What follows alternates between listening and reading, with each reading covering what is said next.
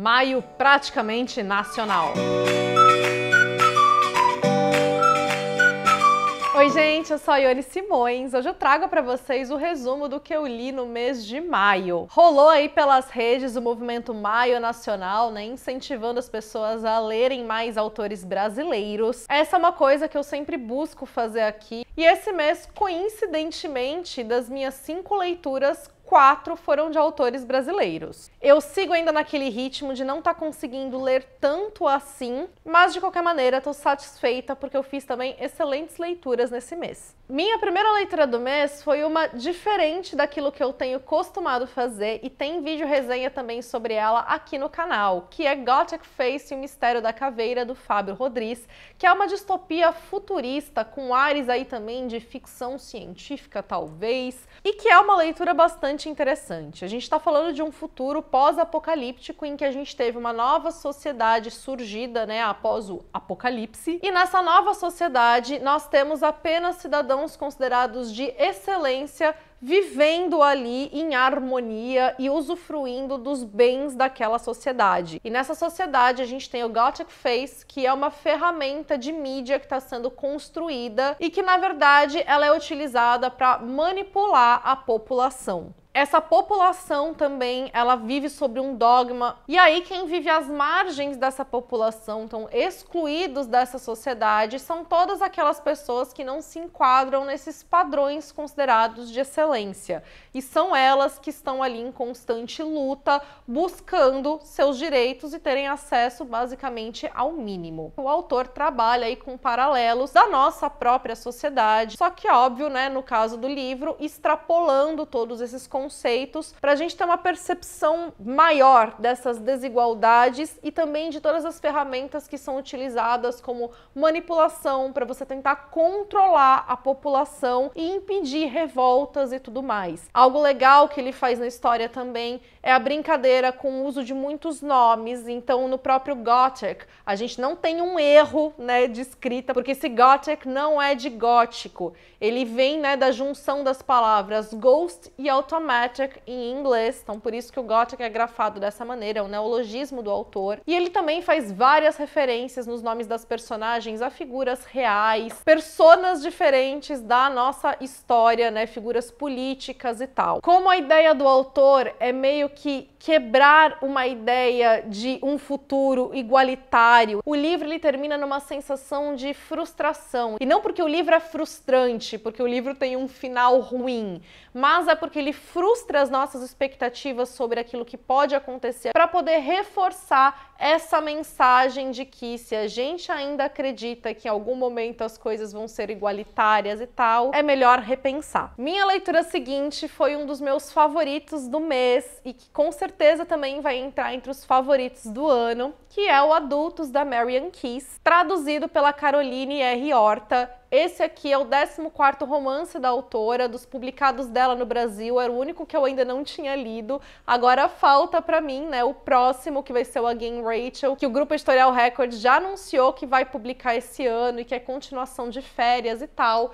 Então, assim, eu tava bem ansiosa para fazer essa leitura, porque a Marian Keyes é uma autora que eu admiro demais. Eu diria que hoje em dia ela é uma das minhas grandes influências também para o tipo de história que eu procuro escrever. Ela é uma autora de comédias românticas, foi uma das primeiras autoras de chick lit que eu li. Eu leio essa mulher desde que eu tenho 15 anos de idade, então hoje eu tenho 33, ela me acompanha, né, ao longo aí do meu crescimento. E hoje eu sinto que eu me identifico ainda mais com o tipo de história que ela escreve, né, que é sempre mesclando o humor, a leveza e tal, com temas que são mais sérios, mais sensíveis. Em geral, as histórias delas são aquelas em que a gente tem grandes reviravoltas, em que você vai lendo o livro até parte dele achando que a história é uma coisa, dando risada e tal, de repente ela vem com uma grande revelação em que muda não só a percepção que os personagens têm sobre si, mas que a gente tem sobre a história, e é quando a história acaba mudando de tom. Em Adultos, a gente não tem exatamente isso acontecendo, ou acontecendo de uma forma mais sutil.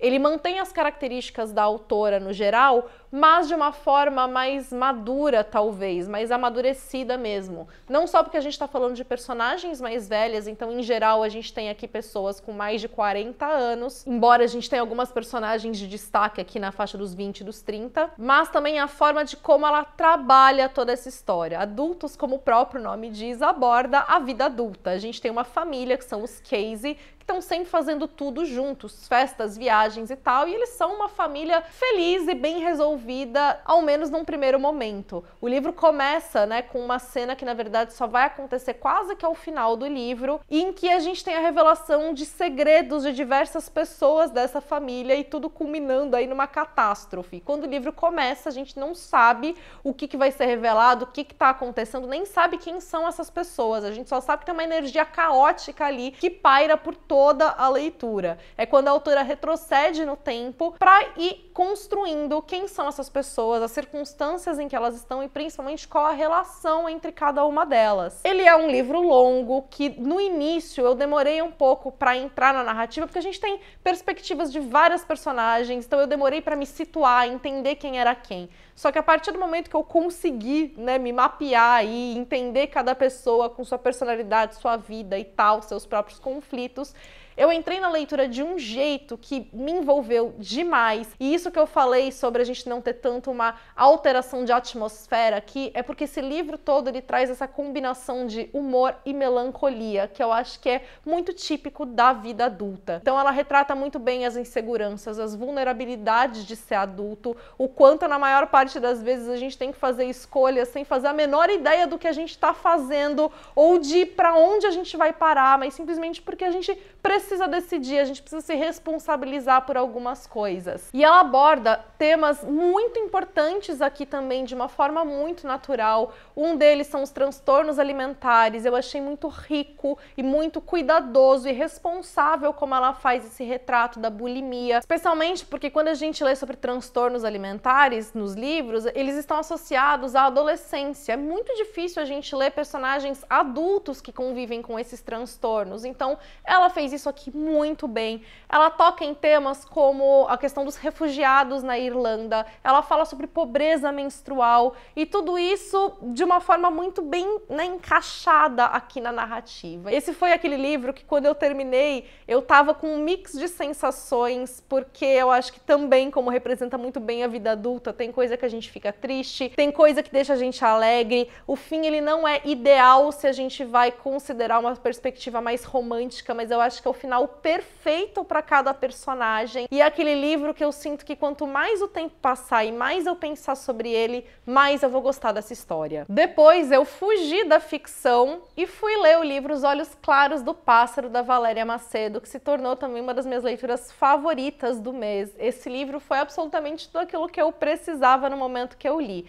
Então a Valéria Macedo é brasileira e nos Olhos Claros do Pássaro a gente tem uma autobiografia, ela narrando a trajetória dela, né, desde a infância. E a Valéria hoje mora nos Estados Unidos, ela já morou na França, na Inglaterra, então ela passou por muitas mudanças, né, de países, de vida e tal, por conta do trabalho do marido dela. O marido dela viaja muito, então muitos desses lugares em que ela viveu, ela estava sozinha com os filhos e ela sentiu a necessidade, então, de narrar, de contar ali para eles, deixar registrado aquilo que eles viveram, né, em diferentes lugares do mundo e também poder apresentar para os filhos dela o pai dela, que eles não tiveram a chance de conhecer, porque o pai dela morreu ali no final da adolescência dela, o pai dela que era alcoólatra, então com quem ela tinha uma relação, né, bastante conflitante no sentido de como conviver com esses sentimentos, né, de amor, né, por alguém que é tão importante para você, mas que também desperta sentimentos ruins por conta do vício, da doença que o pai dela tinha. E a Valéria, ela é muito sensível, né, no uso das palavras dela, na maneira de como ela relata de forma honesta tudo que ela viveu, tudo que ela sentiu, as reflexões que ela teve de cada momento da vida dela. E todas essas reflexões foram muito importantes para mim também nesse momento, né? Como eu falei, foi um livro que era perfeito para eu ler agora, era tudo que eu precisava. Já comentei com vocês, né, de como a minha vida tá meio caótica nesses últimos meses, de estar vivendo entre Santos, Mogi. Hoje mesmo, né, esse cenário, quando vocês me veem gravando aqui, é cenário de Santos. tantos.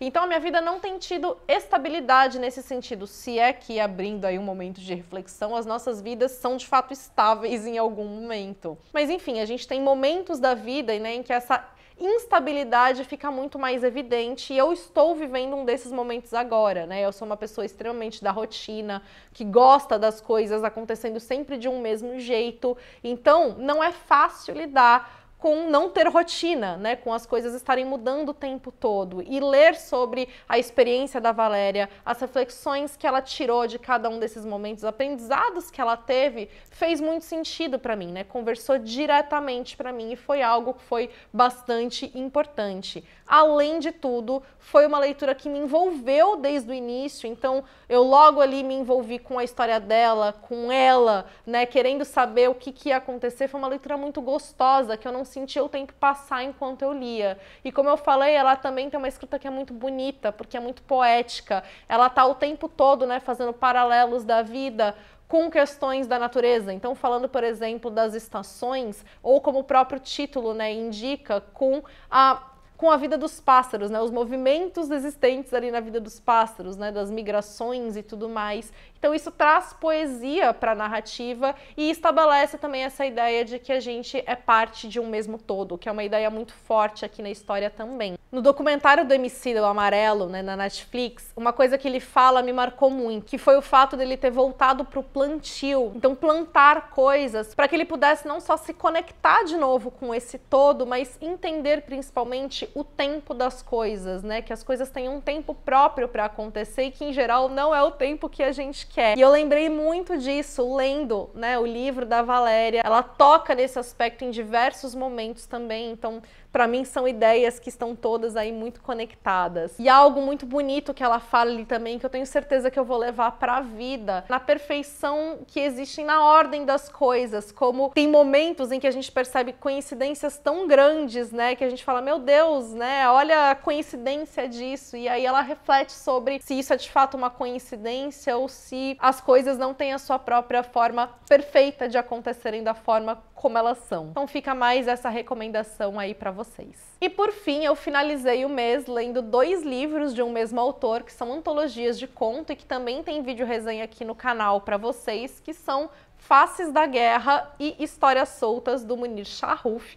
Eu já tinha lido Lembranças, do Munir, que é um romance, é uma distopia, o primeiro livro de uma série. Estou ansiosa pelos próximos, aliás, e tem vídeo resenha aqui no canal sobre Lembranças também. E agora pude ter contato, então, com a narrativa dele em histórias curtas, né, contos, essa narrativa mais breve. E eu gostei muito da leitura, não só pela escrita do Munir ser bastante potente, uma narrativa que envolve a gente também, mas por serem muito sinestésicas, então ele consegue despertar na gente as mais diversas sensações, sejam cheiros, impressões, né, na pele, impressões visuais também. Ele trabalha múltiplas perspectivas em qualquer um desses livros. Faces da Guerra, ele tem como tema comum histórias que aconteceram em diferentes guerras da Europa. Essas narrativas acontecem a partir de múltiplas perspectivas, de diferentes figuras de pessoas, né, que viveram essas guerras, o que traz então essa multiplicidade também de visões aqui. E já Histórias Soltas, elas têm temas mais diversos, né? Então você tem desde histórias do cotidiano, histórias que aconteceram em outros séculos, tem até releitura, né, de mitos da mitologia grega, como tem também alguns poemas aqui inseridos entre os contos, o que deixa a leitura ainda mais rica.